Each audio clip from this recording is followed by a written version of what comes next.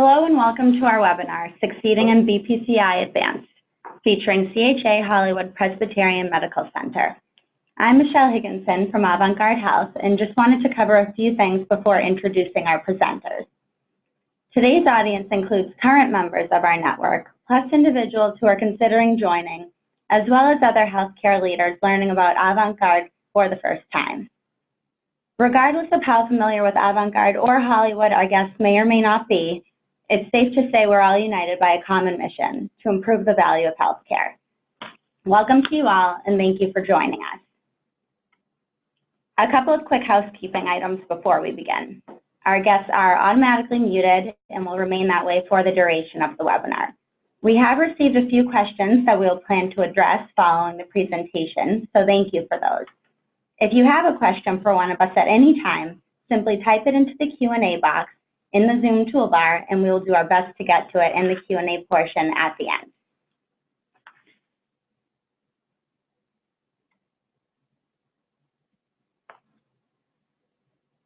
end. Guest speaker, Dr. Jamie Chang, is an emergency medicine physician and clinical operations consultant who serves as Chief Clinical Operations Officer at CHA Hollywood Presbyterian Medical Center, a 434-bed facility founded in 1924. In the role, Jamie supervised the design and implementation of the facility's continuing care program, which aligns incentives to manage patients post-discharge as part of the hospital's BPCI Advanced initiative. He also sees patients in Kaiser Permanente EDs.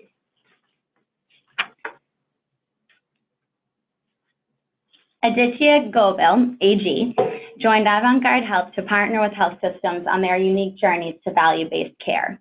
With prior healthcare experience across financial decision support, strategic planning, and patient experience, AG spearheads business development for the firm, which was born out of Harvard Business School's value-based healthcare delivery research led by Professors Michael Porter and Robert Kaplan. AG is going to kick things off today by talking about what we do at Avant-garde Health. Great. Thanks very much, Michelle. So I'll take up 5 minutes on the front end with the group to introduce you all to the firm, Avant-garde Health, as well as briefly to CMS's BPCI Advanced program. And then we'll take a deep dive through Dr. Chang on their story and experiences within the program as a member of the inaugural cohort for this voluntary bundle payment model. So to kick things off, Avant-garde Health, as Michelle mentioned, is born out of the healthcare delivery research at Harvard Business School. We have two predominant pillars of work. One of them is value improvement. So we deliver meaningful clinical, operational, and financial insights through our analytics platform. And then our second body of work is around evolving payment models, specifically bundle payments, where we're able to leverage our national CMS claims data set along with other advisory services to help our clients and prospective clients maximize their value-based care strategies. So with that, a quick overview of the Medicare BPCI Advanced program. As you may or may not know, this is a voluntary retrospective bundle payment model program that CMS launched in January of last year. The inaugural cohort started in October of 2018, and the program is scheduled to have a second non-binding application window, which is due on June 24th, 2019. The program includes Medicare fee-for-service patients only and has a broad clinical scope across 37 bundles, 33 of which are in the inpatient side and 4 on the outpatient side. In a second here, we'll dive into that and do a little bit more detail.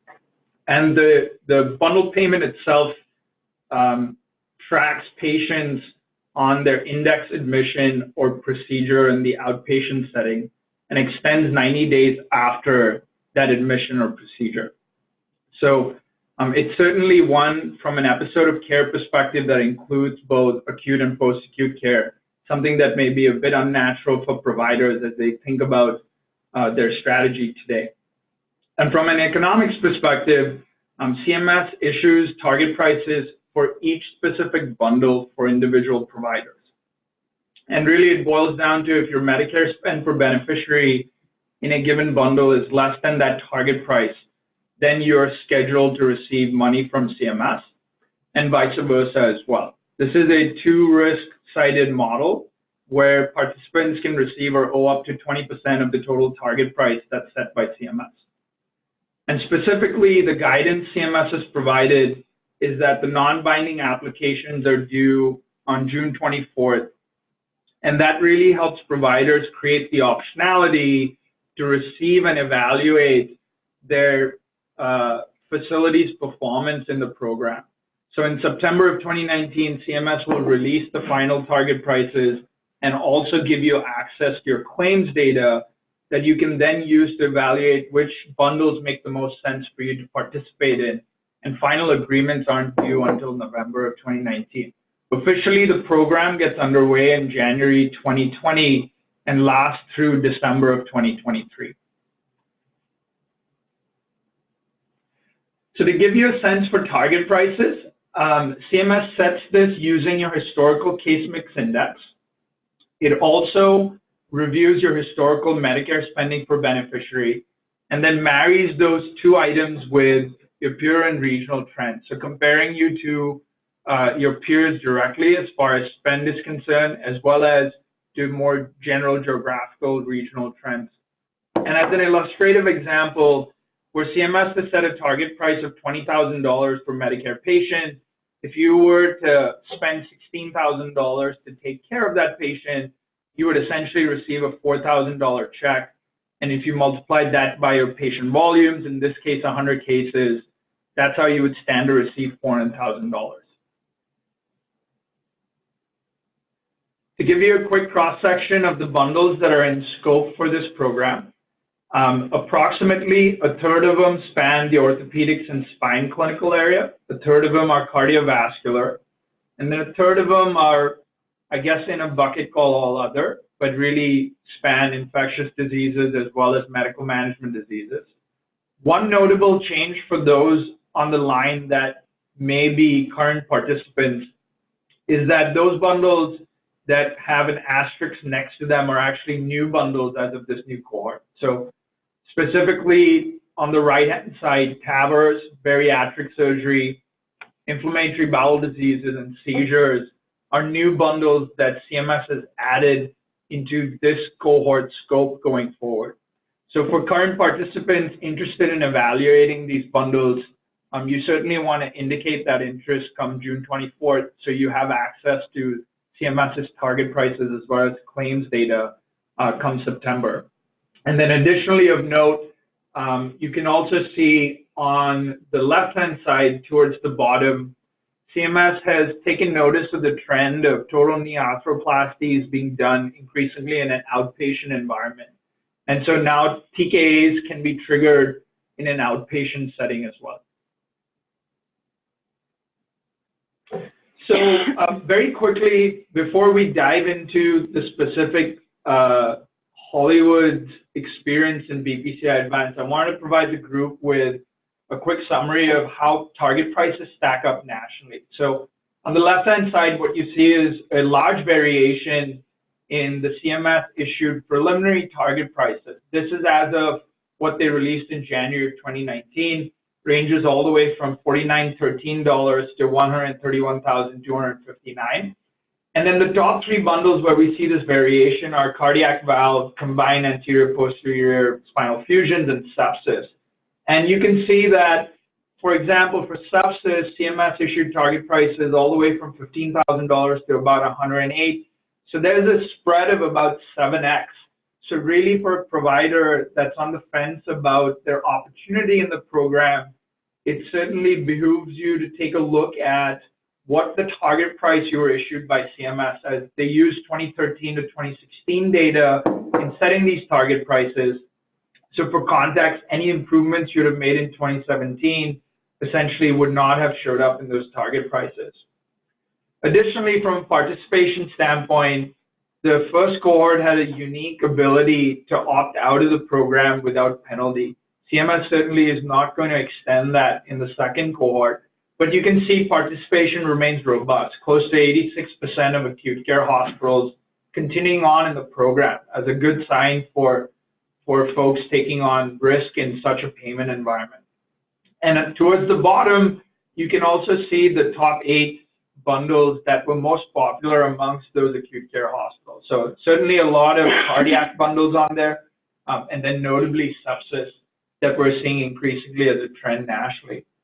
So I hope that was informative, and let me turn this over to Dr. Chang to talk through how Hollywood approached this program and their experience specifically in this program. Thank you, AG. Appreciate that introduction of the program, and certainly happy to share today with the group some of the why, the how, and the so what around why the journey that Hollywood Presbyterian has taken around BPCI Advanced. So first, starting with the why. Why did we sit up and pay attention to this opportunity, and why did we engage and invest as part of the first cohort? So I really like this quote from John C. Maxwell, that change is inevitable and growth is optional. And so we as a hospital leadership team, when we were evaluating BPCI Advanced, we certainly recognize that Medicare fee-for-service is not a sustainable reimbursement model for the future, that change is coming for this population to more of a value-based model. And then as a hospital leadership team, our only choice at that point became whether or not we would be willing to grow, adapt, and evolve our operations to succeed in the future state. But then the question becomes, sorry, I'm just having trouble advancing. Yeah, are you guys seeing the event? Yes. Perfect. Okay, so I think once that decision had been made that we needed to adapt and evolve to be successful in a value-based reimbursement model for Medicare fee-for-service patients, the next question became about how do we bridge that gap from a fee-for-service operation to something that's more aligned with value-based care.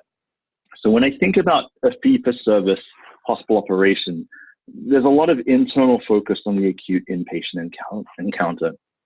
But when we think about how to be successful in the value-based care reimbursement model, we certainly have to think about how we would be more accountable for the post-acute costs to effectively manage financial risk for any population of patients that would discharge from our hospital. And so we understood that there were new sets of services, capabilities, and technology that would be required to make this transition from a fee-for-service operation to value-based care. And the way that we considered BPCI Advanced then was by using these innovative payment models as a method to bridge this gap and to finance this change. We almost thought about applying to BPCI Advanced similar to an application for funding to help us make this transition.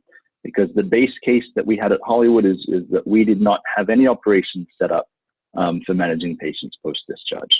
And so we were grateful for these innovative payment models that CMS is coming out with currently in the voluntary state, whether they may be ACOs, bundled payment programs like BPCI Advanced, whether it be patient-centered medical homes or direct contracting, the kind of newest model that's been published out there by CMS. But really think about these as ways to bridge the gap to finance the change required to be successful. So what did we do at Hollywood specifically then? As we get into a little bit more of the how we executed this, we kind of with a base case of no operations in post-acute to something where we could be successful in this bundled payment program. So we've called our program the Continuing Care Program, and we essentially had about 2 months to quickly try and stand up an operation before we were at risk for this population October 1st of last year. And we realized that we didn't have the internal capabilities, resources, or time frame really to set up this program ourselves. So what we did is we assembled a team of partners in the community, experts in doing this, to help us deliver high quality care for patients after discharge. And what's really nice about this program is, as AG mentioned in the economics, is that the cash flows associated with the program come from CMS after every performance period, which is traditionally about 6 months is the anticipated time frame for a performance period. And so knowing that if we were successful in the program that we would get regular checks from CMS allowed us then to assemble this team of partners and essentially give these partners some equity in those checks coming from CMS to help align incentives and again to help finance this change from a fee-for-service to a value-based operation. So the 4 initial partners we worked with was a technology company to help us with patient tracking and notifications for what was happening to these patients after discharge.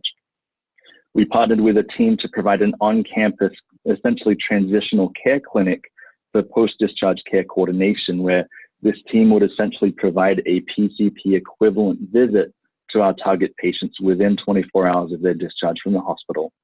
We partnered with another service provider that essentially equipped the hospital with a whole army of patient navigators and nurses that could do home visits and provide support in the skilled nursing facilities after discharge to help make sure these patients make a good recovery. And then, of course, we also, as one of our core partners in helping us first apply to the program and then help us track performance, have been working with Avant-garde Health.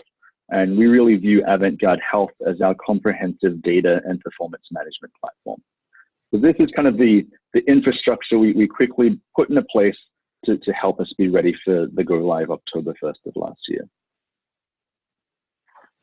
And so to get a little bit more specific about how we set up operations, as AG kind of showed the different bundles available for participation in the program, what's different between BPCI Advanced and say some of the traditional ortho bundles like CJR is that there are a lot of medicine cases that are on the table in BPCI Advanced. And medicine cases pose a very different challenge to the surgical bundles, because the surgical bundles are typically electively scheduled and you can predict when those cases are going to take place and can optimize patients before the procedure occurs. However, with the medicine cases, a lot of these cases are initiated through our emergency room, and these patients have unscheduled visits to the hospital where they say spike a fever at home, feel ill, turn up to the emergency room, and then land in the hospital. So there's a lot less control around, say, patient selection and patient optimization prior to the initiating event.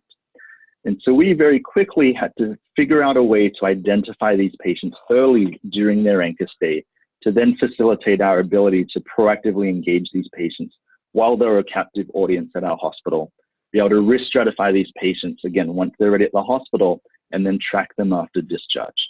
We knew that kind of the criteria for a patient to be enrolled in the program was based off their final DRG.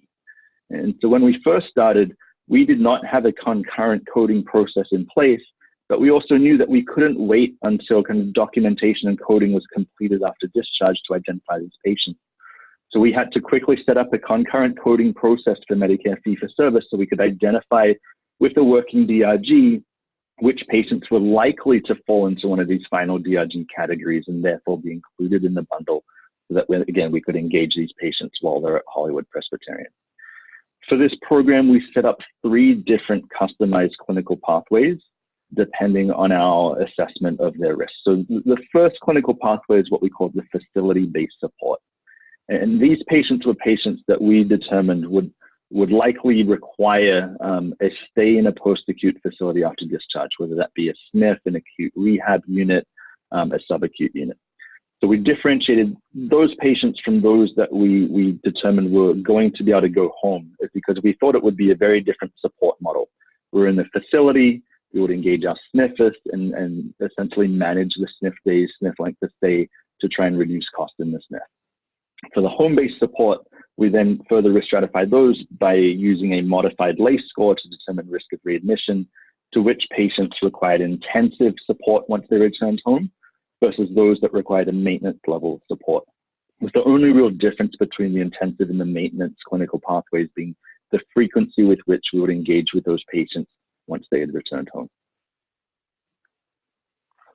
We also made sure to have a robust education kind of program or set of materials to really engage patients and their caregivers to be part of our team.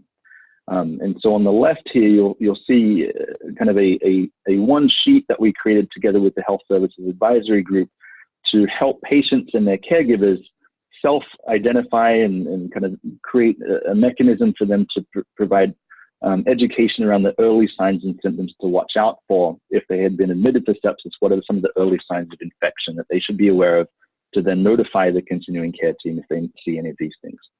On the right-hand side, then, we also had to provide some education to the staff at the post-acute facilities, such as the SNFs, to identify these patients as being part of this special program, make sure we got an initial set of baseline diagnostics on these patients, and then setting expectations for, say, if the patient did experience an acute change in condition, to make sure that we as the continuing care team were in the loop so that we could send resources to the facility and try to avoid that patient bouncing back to the emergency room when clinically appropriate.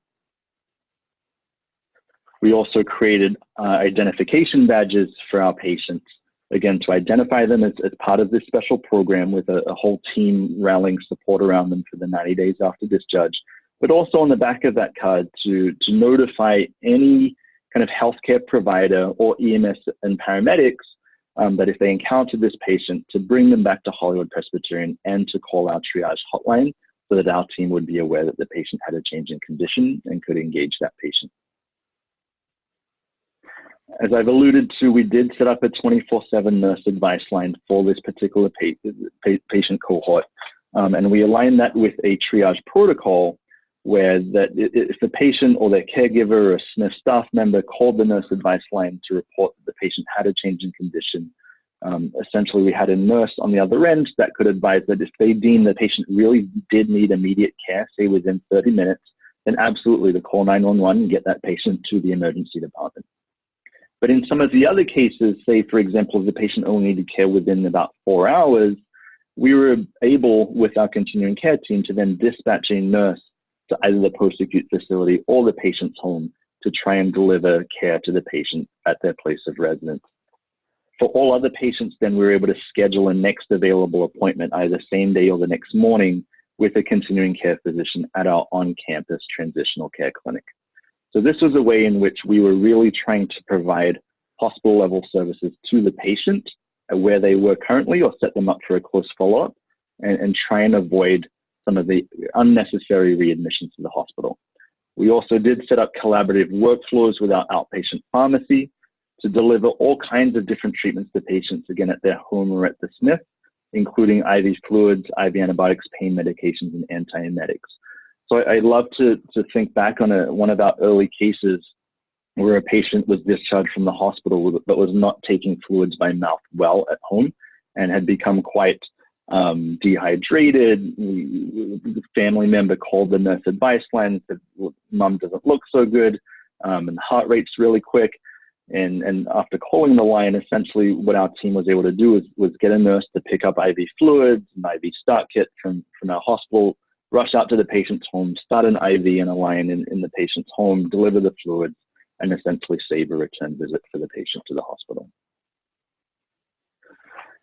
When patients do turn back up at the emergency department, with one of our technology vendors, we were able to have a text message alert sent out to our whole team so that we were aware that the patient had turned up either at our emergency department or at a surrounding emergency department so that we could then deploy the patient's navigator to go out to the ED, see the patient, and collaborate with the ED team to do everything we can to make sure the ED team is aware of the continuing care team's support, and when clinically appropriate, avoid the readmission if we could set that patient up for near-term follow-up after ED discharge.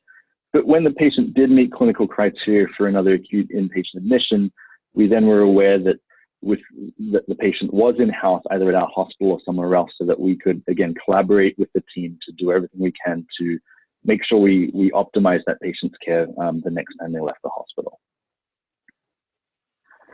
So then I think we get to the portion of the presentation about so what. And so what here is both to share some of the early financial results in the program from Q4 of last year. So we're looking at anchor visits at Hollywood Presbyterian in the program between October and December of last year. In addition to some of the patient satisfaction stories and kind of physician satisfaction messages we've got as feedback from our efforts in the program. So Hollywood Presbyterian is focusing efforts on 7 bundles in BPCI Advanced. So all our BPCI target patients are within kind of 2 main categories of disease. The first would be the infectious group, which is sepsis, UTI, pneumonia, and cellulitis. And the 3 cardiac bundles that we're following then are CHF, acute MI, and percutaneous coronary intervention.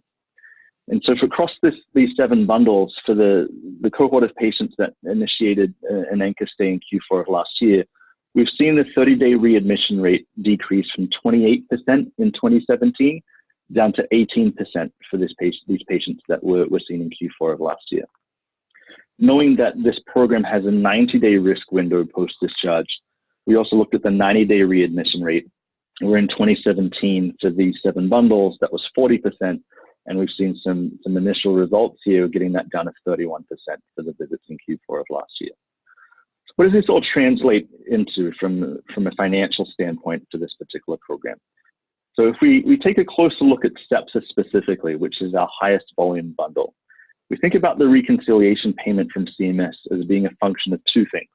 The first thing being the cost savings in terms of what's the cost of care we're seeing for these episodes and how far below the target price are we, and then what's the case volume of sepsis.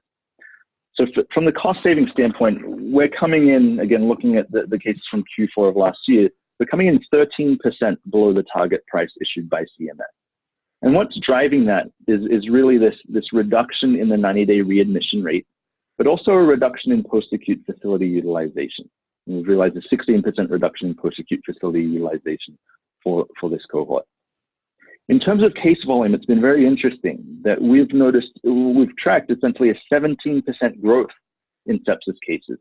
And so what's driving that? Well, part of it certainly is the physician agreements and SNF working relationships that we have set up to be successful in this program. So by participating in this, CMS has allowed the hospital to have a waiver with the attending physicians that essentially allows us to get around Stark and anti-kickback statutes and allow us to share the reconciliation payments with certain physicians. And so we now have over 10 physicians who are contracted partners with us. And since they have skin in the game, they have brought more of their Medicare fee-for-service population to the hospital because they realize that if they can achieve cost savings for these patients, then they stand to benefit in the reconciliation payments coming from CMS. Similar on the SNF side, we've been working hard to develop a narrow network of SNFs that we can work together with to drive success in this program. And the SNFs that we're working with have sent more of this volume to the hospital as well. Kind of separate from those effects, we've also seen with the focused attention to concurrent coding and clinical documentation improvement that we are now much more accurate in following the Medicare coding guidelines for what constitutes sepsis as opposed to, say, a pneumonia or UTI. And so we were very clear that Medicare's kind of recommendations for sepsis coding was a source of infection plus 2 or more SIRS criteria. So just with focused attention on appropriate and accurate coding, we believe that helped to drive some of the growth in the sepsis cases as well. So with all that put together, kind of achieving 13% below the target price cost savings with a 17% growth in sepsis cases, just for this one bundle, just the sepsis bundle, we're projecting to receive about a $3 million reconciliation payment from CMS this year. And now that $3 million goes toward funding the program expenses, again, to help us bridge the gap from fee-for-service to a value-based operating model, and is also projected to generate incremental net revenue for the hospital. And so here I'm just giving a sense for sepsis again specifically. The target price set for Hollywood Presbyterian for sepsis was $78,000. And looking at those anchor states for Q4 of 2018, we're beating that by about $10,000 per case, per sepsis case. And so when we want to take a closer look at what's comprising that $67,000 worth of episode cost, this is where we're really turning to Avant-garde to help us interpret the analytics to figure out where our opportunity areas for improvement. So if I take that $67,000 of episode cost for sepsis, we can break that down with Avant-garde Health into how much of that cost is due to the inpatient stay versus, say, SNF and rehab costs versus readmissions, Medicare Part B, and other. And we understand that the inpatient cost bucket is something that we're not materially able to affect in a great amount of detail because CMS is paying the hospital based on DRG. There are some outlier clauses built into that, but for all intents and purposes, the inpatient cost bucket is the DRG payment that we can't really affect to a great extent. However, we realize that on the post-acute side, this is where all the variability is, and recognize that SNF rehab expenses and readmission expenses during the 90-day period are certainly our priority areas for intervention. So using the analytics really helps us focus the team's efforts to make sure we're spending our time, resources, and energy in the right place to try and drive these cost savings. Then in terms of performance management of physicians, Avant-garde, again, getting the monthly data feed from CMS about our performance in the program helps us to break this down by attending physician. And then I then use this information to try and performance manage my attending physician. So as you can see here, again, we're looking at sepsis specifically. Our target price was just over $78,000, and there's a great amount of variability by attending physician as to what the episode cost is.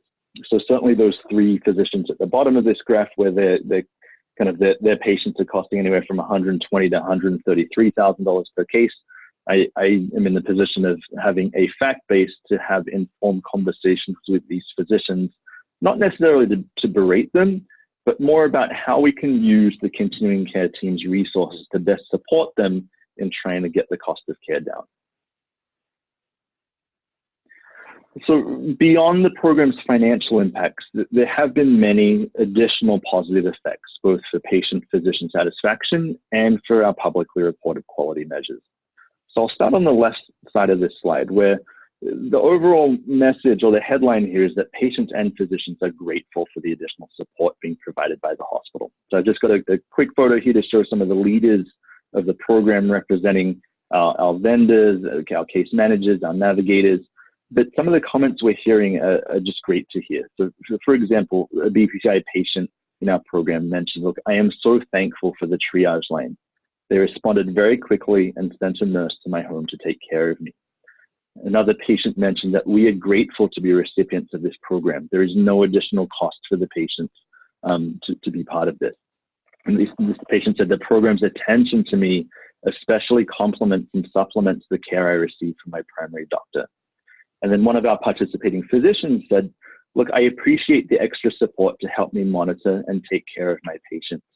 It is marvelous that the hospital has this team to support physicians. I could not do it all by myself. So this has been really encouraging, just beyond the financial impact, just hearing the level of service we're able to provide these Medicare beneficiaries and taking care of them even after they leave the four walls of the hospital. In terms of our publicly reported quality metrics, in addition to both the CMS star rating, for those who are aware of the CMS Hospital Readmissions Reduction Program, we have seen reductions in the 30-day readmission rate because of all the additional resources and support we have for these patients now. So for example, our 30-day readmission rate for congestive heart failure compared to 2017 has dropped from 40% to 11%. Pneumonia, we've seen marginal improvement for the readmission rate from 12% to 9%. And for acute MI, we've been able to lower our 30-day readmission from 28% to 18%. Again, good early results, and our challenge is to sustain that over time. So the last message I want to leave this audience is that really think of BPCI Advanced as providing the financial incentives for a hospital to invest in these types of capabilities, technology, and services to be successful in a value-based reimbursement world. And so we really think about the roadmap here is that the near term is voluntary participation in these innovative payment models, where we have the option to sign up for these types of things. But we certainly think that on the horizon that some of these bundles may become mandatory, and already CMS has given indications that the number of diagnoses eligible for bundled payment will continue to grow. And we think about the future state then being about some type of fully shared risk model where, look, over time, if Medicare likes the bundled payment arrangement, they kind of every diagnosis in the whole universe of DRGs may be set up in this way. Or they may be looking at this direct contracting way as a way to push more and more of the financial risk for cost of care to hospitals. And so thinking as hospitals are kind of being forced to take on more risk for the cost of care for these patients, recognizing that, look, establishing an effective post-acute service line does require investment. And so while there are essentially incentives on the table to help fund this, we certainly have had a great experience at Hollywood Presbyterian in using this opportunity to help us fund this type of program like the continuing care program. So with that, I'll turn it back over to Michelle for some Q&A. Thank you so much, Jamie, for walking us through Hollywood's outstanding efforts, and BPCIA and AG for getting us started with the executive overview of the program. Now we will be opening up to Q&A. We do have a question that's come in, and this is for Jamie. What has been the impact on your Medicare core measure reporting? Absolutely. So I hope that I addressed this a little bit in the 30-day readmission rate. But when I think about Medicare core measures, my understanding is that the 30-day readmission rate is certainly something that feeds into the CMS star ratings. And so when we look at all the measures that are publicly reported to CMS, I mean, having the access to all of these additional resources in the continuing care program is driving improvement across all of those quality measures with regards to readmission. So I almost think about it as an additional benefit beyond the financial impact of BPCI Advanced, that we fully expect HCAP scores from a patient satisfaction standpoint to go way up for this population, and 30-day readmission rates to go way down, as just additional benefits of us having the financing really to invest in these post-acute services. Great. And folks can continue to submit questions. We do have just under 10 minutes left. The next question is for AG. What are my options for participating in BPCI Advanced? Yep, so thanks for that question. I would say there's two main options for participating in BPCI Advanced. One of them is the convener model, and the second one is a non-convener model. So the way CMS defines that is essentially acute care hospitals and physician group practices can initiate episodes in their clinical settings and then facilitate coordination and delivery of that patient's care and then bear and apportion that financial risk. A non-convener participant is an episode initiator itself and therefore bears full risk on behalf of itself rather than on behalf of downstream episode initiators, versus a convener model bears risk on behalf of all initiating entities or episode initiators. So you can always create optionality for your organization by submitting multiple applications, one as a convener or non-convener, as CMS supports both. And then once you get your data and target prices, you can make a more informed decision of which status or model works best for your organization. Great. Thank you, AJ. Jamie, our next question is for you. How do I know which BPCI Advanced clinical episodes or bundles to choose? Sure. So the good thing about this program, which is maybe a little bit different to prior iterations of BPCI Advanced, is that they give you the target prices in advance of the bundle selection. And so certainly we undertook a deep analytic process with Avant-garde support to help us identify, relative to the target prices CMS was giving us, how we had performed historically to determine where we feasibly thought there were opportunities for us to be ahead of those target prices. But beyond the financial kind of analysis for where we'd beat the target price, there were other, other dimensions by which we evaluated which bundles to participate in. So for example, there were certain service lines at the hospital which we were interested in investing more resources to support, particularly around the cardiology service lines. And so we had essentially a scoring method to determine which clinical areas were priorities for the institution, married that then with the financial analysis for where we thought we could reasonably beat the target price, and use those different inputs to help us settle on these 7 bundles that we're now following. Great, thank you, Jamie. We do just have a couple more questions to round out the 45 minutes. AG, if our organization is participating in another payment model, can we still participate in BPCIA? Yeah, so that's a pretty broad question. I guess as a starting point, would love to understand the payment model itself, but by and large, if you're talking about governmental programs, the guidance CMS has provided is that organizations can participate in BPCI Advanced concurrently with their other Medicare shared savings programs, as well as the oncology care model.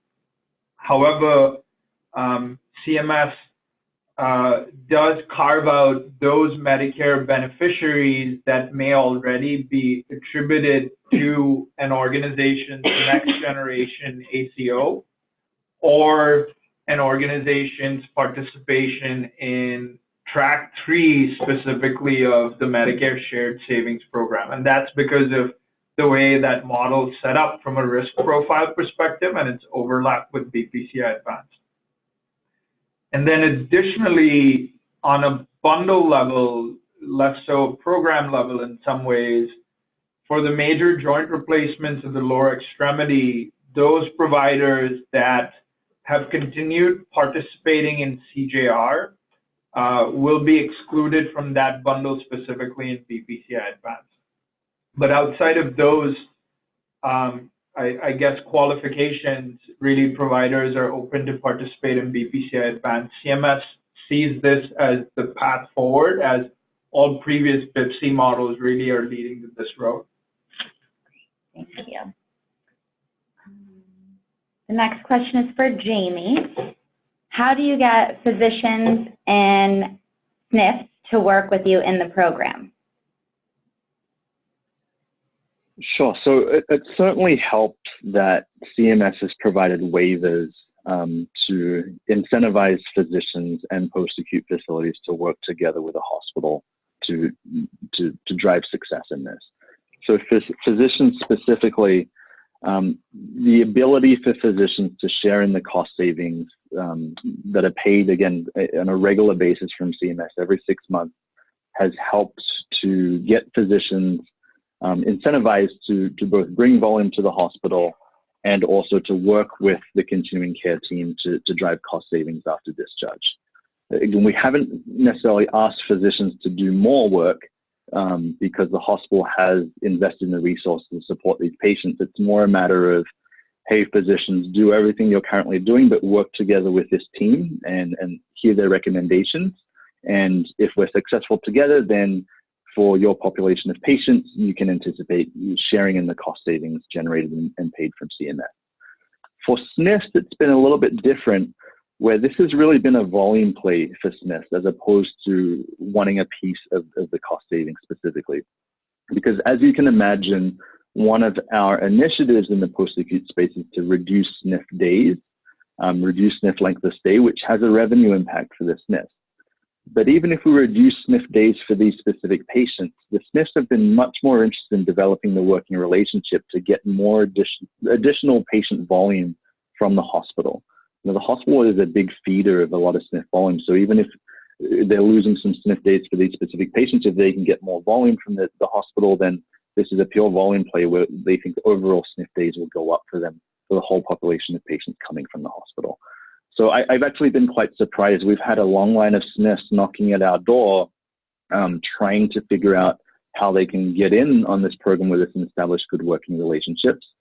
For those that aren't aware, the SNF reimbursement model is changing October 1st of this year as well. So they are getting pushed away from, say, a RUG rate times length of stay, fee-for-service type reimbursement model and going to more of a patient-driven payment model. So they are also getting pushed to more of a value-based reimbursement model. And so the SNFs that have been more proactive in having some foresight and thinking about what the future state for their reimbursement looks like, they've been the ones most proactive in trying to figure out ways to work with us and our team to help them succeed in their own reimbursement model post October 1st of this year as well. Thank you, Jamie. This looks like our next and last question for AG. Can I change which bundles I'm enrolled in during the program? Yep, that's a great question. So so as a starting point for current participants, maybe we'll start there. For those that start in the first cohort, they certainly can change their bundle selections. CMS, as I mentioned earlier, has released 5 new bundles, one being the total knee arthroplasties that can now be triggered on the outpatient side, and then the 4 additional ones, one being TAVR, inflammatory bowel diseases, seizures, as well as bariatric surgery. So for current participants enrolled in the program, CMS has provided documentation for adding episodes, as well as restructuring the way, if they're a convener, restructuring the way they've set up their episode initiators. So if you're a current participant, certainly submit that on June 24th, and CMS will then provide you with target prices for these new bundles, along with your claims data, and then you can evaluate those as part of your portfolio.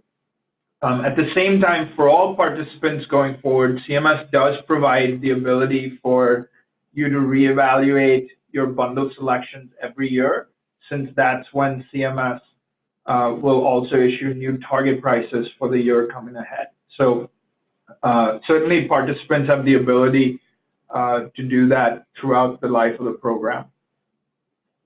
Great. Well, I think that wraps up our Q&A portion. Thank you to all of our guests for dialing in today. And thank you, Dr. Jamie Chang, for being our guest speaker, and Aditya for joining us as well. Thanks so much. Yep.